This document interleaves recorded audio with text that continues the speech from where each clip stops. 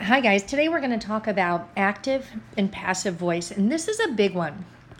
When it comes to your writing as well, you want to be really cognizant or conscientious about your active and passive voice. So let's figure it out what it is. So if the subject itself performs the action, the subject is performing the action, the verb is said to be in active voice. So hot flames scorched the underbrush. Here's our subject right here, flames. This is the subject. Here's the verb, scorched. This is our verb. It's a transitive verb because it has a direct object here. Okay. So the subject is flames. The verb is scorched. The subject itself is performing the action. The flames are scorching. They are doing the scorching. That is active voice.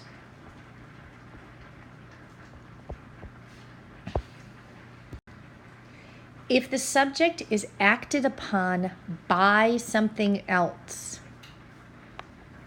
that is going to be passive voice. The bushes were scorched by the flames. So here we have the bushes being acted upon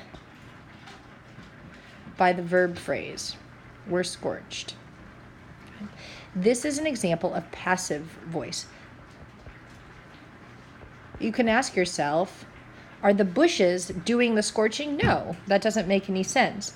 They were acted upon by something else. So that makes it passive voice.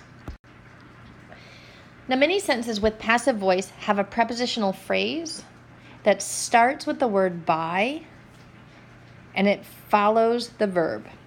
So many animals' homes were destroyed by the flames. Here's our prepositional phrase. Now, you won't see this in every example of passive voice, but it's a good clue if you see it that you probably are dealing with passive voice. So here, the verb phrase is were destroyed by the flames.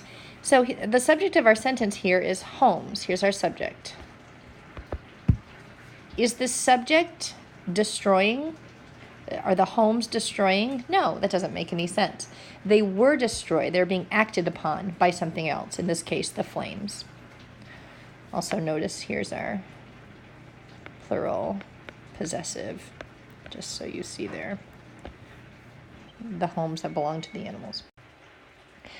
So here we have two sentences. One is in active voice and one is in passive voice. The young deer family ran to safety. The fawn was rescued by the firefighters. Which one is in active voice and which one is in passive voice?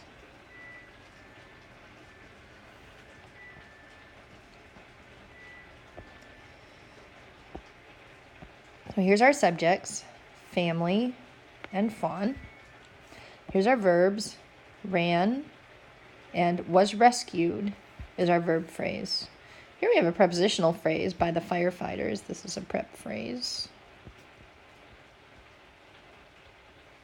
So in this case, the first sentence is going to be an active voice. The family ran. In the second sentence, this is going to be passive voice. The fawn is being acted upon by someone else, in this case, the firefighters, to be rescued. So for active voice, the subject is performing the action.